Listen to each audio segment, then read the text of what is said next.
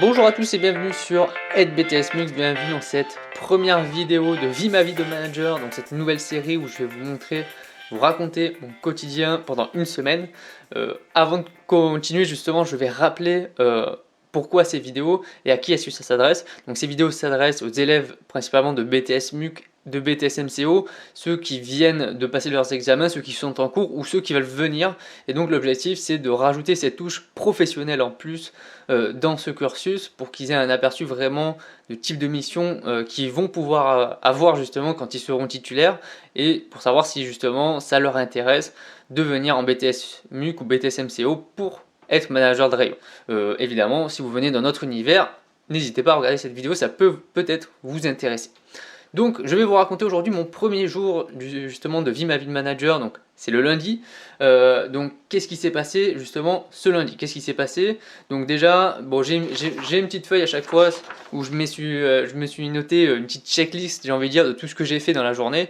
Comme ça au moins je suis sûr de rien oublier. Donc si je regarde un peu vers le bas, c'est normal. C'est tout simplement parce que j'ai ma liste et ça me permet de me souvenir de rien rater pour tout vous raconter.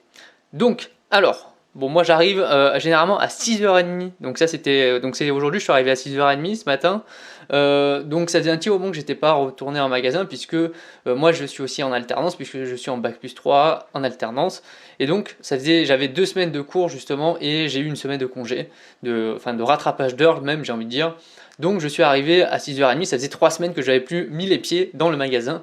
Donc à chaque fois que je reviens dans une grande période comme ça, je m'attends toujours au pire ou à une nouveauté, des gens qui sont partis, des gens qui sont revenus, où est-ce que je vais ou pas. Donc jusqu'à présent j'étais au frais, donc au manager frais, donc lip service et trad, et traditionnel.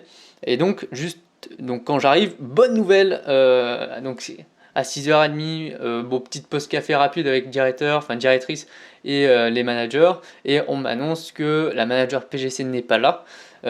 Donc PGC c'est produits de grande consommation, c'est la moitié du magasin j'ai envie de dire, elle est partie aider dans un autre magasin.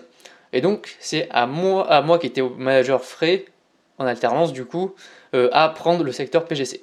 Donc je change de secteur du jour au lendemain quand je reviens, donc ça c'est la première nouvelle de la journée. Donc je vais avoir une nouvelle équipe avec qui j'avais déjà commencé quand je suis arrivé dans le magasin il y a un peu moins d'1 an, donc en soi c'est pas une grande surprise non plus, c'est juste que je vais changer de type de secteur. Donc ça c'est la première nouvelle qu'on m'annonce quand j'arrive le matin. Donc ça pourra peut-être vous arriver aussi, vous rentrez d'une alternance ou de vacances et on peut vous annoncer quelque chose de plus ou moins bien. Donc pour moi ça ne me dérange pas du tout de prendre un nouveau secteur, ça change et ça apporte voilà, un challenge supplémentaire. Donc 7h, donc une demi-heure après que je suis arrivé, qu'on m'ait raconté tout ça, que voilà, j'ai regardé rapidement les chiffres du magasin de la veille de la semaine dernière. Donc première chose que je fais, c'est que je vais faire un tour de magasin, déjà pour saluer les équipes, donc déjà pour annoncer à mon équipe PGC que c'est moi qui vais les gérer pendant une semaine, et que la manager PGC a dû partir en urgence dans l'autre magasin pour pouvoir aller les aider, parce qu'ils étaient dans une période critique, vraiment suite à une démission notamment.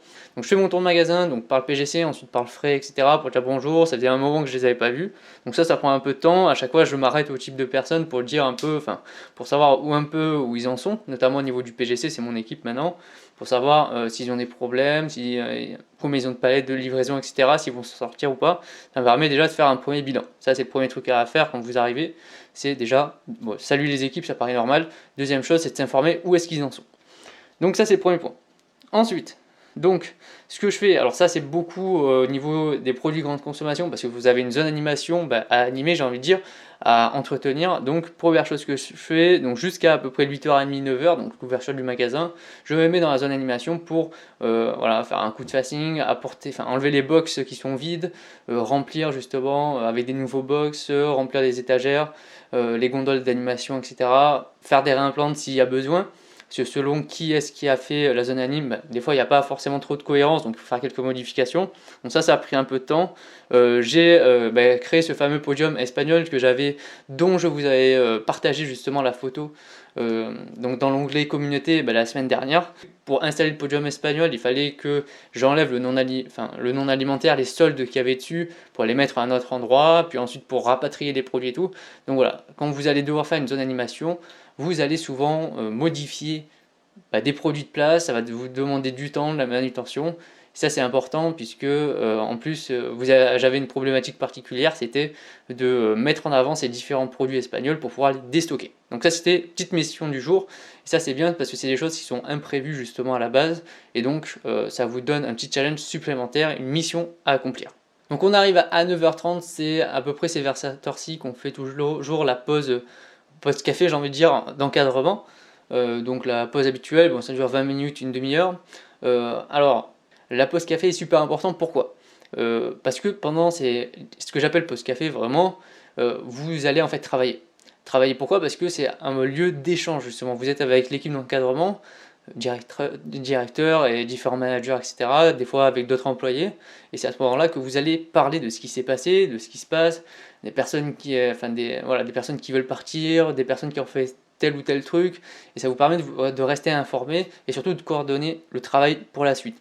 Donc ces différentes pauses, vues comme des pauses par les employés, sont en fait des périodes de travail, puisque vous allez discuter longuement, vous organisez l'ensemble de l'équipe justement. Donc pendant cette pause café, j'apprends une deuxième bonne nouvelle de la journée, c'est que comme la manager PGC n'est plus là justement, et ça sera à moi de fermer le magasin jeudi justement. Seul problème de ça, c'est que normalement j'ai pas le droit de fermer le magasin parce que je suis un alternant. Première chose. Deuxième chose, j'ai jamais fermé de magasin de ma vie, aussi, deuxième chose.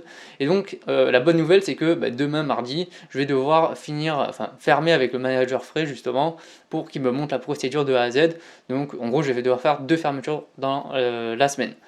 Donc, les fermetures, c'est des périodes, c'est jusqu'à 20h, donc il faut être présent jusqu'à 20h.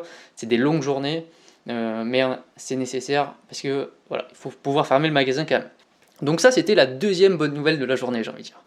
Ensuite, bon, jusqu'à midi à peu près, je reste en bas dans le magasin pour être avec les équipes, pour pouvoir aller les aider, donc aider à traiter leurs palettes, faire un peu le tour souvent du secteur pour savoir où est-ce qu'ils en sont, s'ils ont des problèmes, des difficultés. Donc ça, donc voilà, j'ai fait ça jusqu'à midi à peu près. Et donc après, dans l'après-midi, donc aujourd'hui, enfin justement ce lundi, c'était pas une trop grosse journée pour une fois.